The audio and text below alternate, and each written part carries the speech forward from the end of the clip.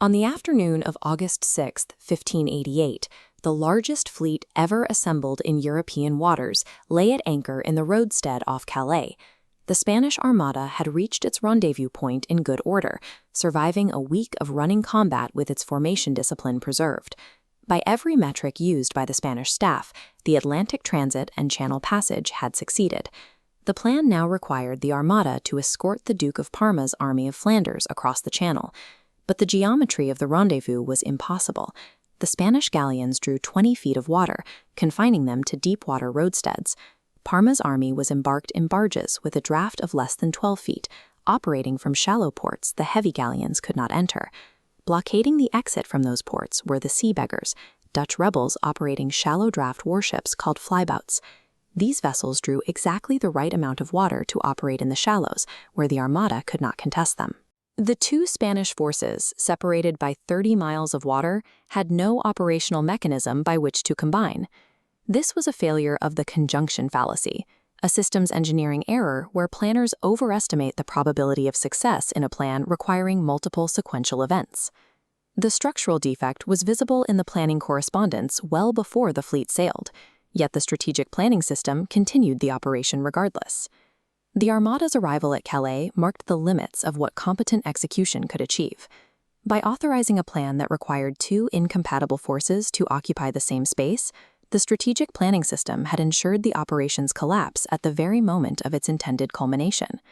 To understand why this defective plan was greenlit, we have to look at the political pressures building on Philip II. For 20 years, Anglo-Spanish relations had been a cycle of informal hostility. England's support for Dutch rebels and its break from the Catholic Church created a chronic friction that, by the mid-1580s, was rapidly becoming intolerable to the Spanish crown. The situation turned acute in 1586. Sir Francis Drake led a fleet of 25 ships in a series of direct attacks on Spanish-American ports, capturing and ransoming Santo Domingo and Cartagena. These raids demonstrated that the Spanish-American Empire, the financial backbone of the state, was vulnerable to direct English intervention. The final catalyst was the execution of Mary Queen of Scots in February 1587, following the exposure of the Babington plot. Mary was the Catholic claimant to the English throne. Her death provided Philip II with a moral and religious mandate that mobilized the Spanish Counter-Reformation. The decision to invade was now a personal commitment for the king. Spain's Council of State was the most sophisticated strategic planning system in Europe, but the overwhelming political momentum removed its ability to evaluate the plan's viability.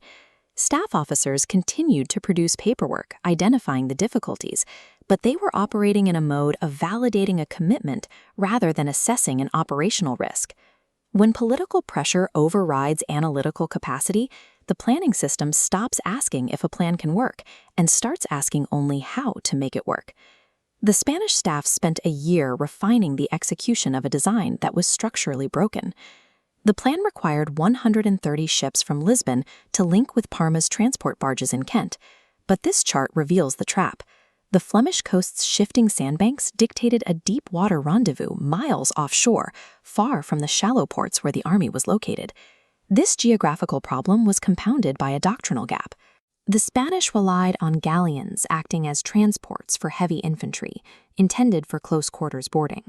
The English fleet countered with race-built galleons, ships optimized for sailing performance and standoff gunnery, designed to deliver broadside fire without allowing the Spanish to close. The Duke of Parma explicitly documented the danger of the Dutch flyboats and the shallow coastal geometry in his correspondence to Madrid. He warned that he lacked the operational mechanism to bring his barges into deep water without naval support the Armada was physically unable to provide. The strategic system effectively sent an unarmed transport fleet against active warships across unnavigable terrain. By proceeding despite Parma's warnings, the planning system ignored its internal intelligence in favor of a predetermined strategic sequence. The Spanish staff failed to account for the arithmetic of compound probability. Human intuition often assumes a plan's success is roughly equal to the average probability of its parts, but a plan dependent on sequential events requires those probabilities to be multiplied. We estimate the probabilities available in 1587. Atlantic transit, 75%. Formation discipline, 65%. The defective rendezvous, 20%. Parma's readiness, 35%. Dutch neutralization, 25%. English inaction, 55%. Landing weather and beachhead success bring the joint probability to approximately 1.7%. This joint probability remained in the low single digits regardless of how the individual inputs were adjusted. It was a mission profile that was mathematically doomed from its design phase. Building an operation around 8 sequential contingencies without calculating their joint product represents a fatal failure to identify single points of failure in chained dependencies. The operational sequence began with immediate friction. Severe storms in the Bay of Biscay forced the Armada into a month-long refit in Corunna.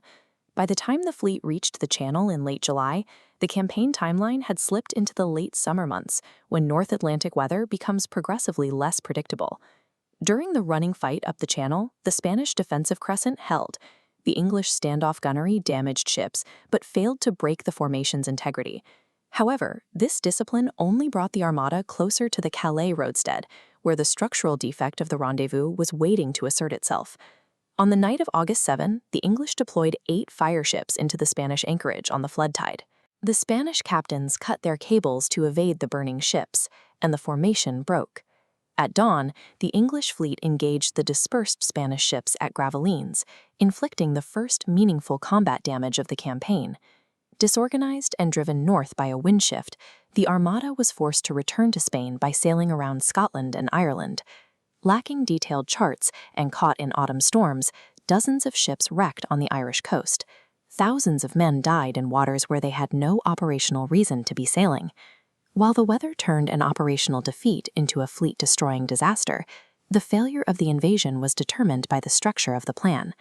The campaign reached its terminal phase the moment the Armada and Army proved unable to combine.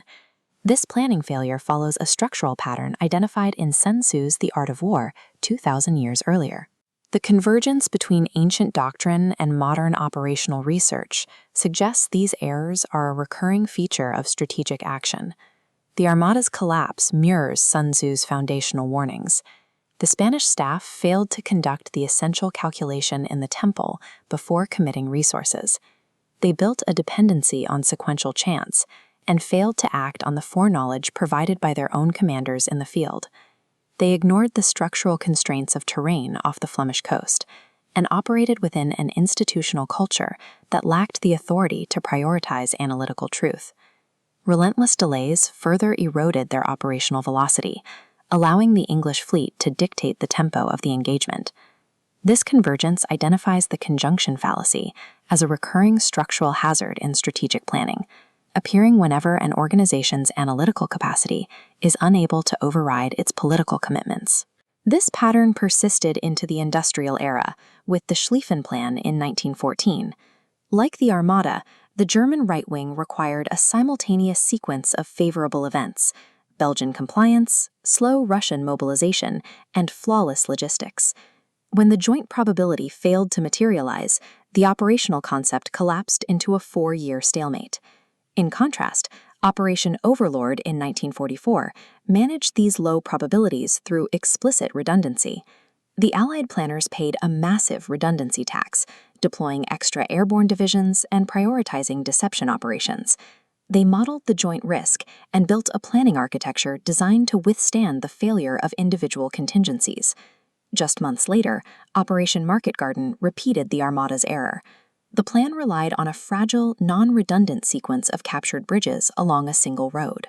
When the critical contingency at Arnhem failed, the entire operational corridor collapsed, resulting in 15,000 casualties. In 1980, Operation Eagle Claw failed when mission planners didn't account for the multiplicative probability of mechanical failure across their helicopter fleet. The loss of 3 aircraft before the mission even reached its objective illustrated that even modern technology cannot compensate for a conjunction fallacy error in the design phase. Modern safeguards like fault tree analysis only work when they are institutionally enforced. If a planning system lacks the authority to stop an operation based on these calculations, the same structural defects will continue to appear regardless of the era or technology. At the Calais roadstead, the Duke of Medina Sidonia was left waiting for a rendezvous that arithmetic had already ruled out. The Armada had reached the place specified by the plan, only to discover that the plan had specified the wrong place. The failure in Madrid was institutional, not personal. Competent planners were working within a culture that had subordinated their analytical apparatus to a political mandate. They were no longer evaluating a plan. They were merely following a commitment to its conclusion. This same multiplicative error is likely being repeated in a strategic planning system somewhere today. The planners involved are capable, but they may lack the institutional standing to challenge a plan's joint probability.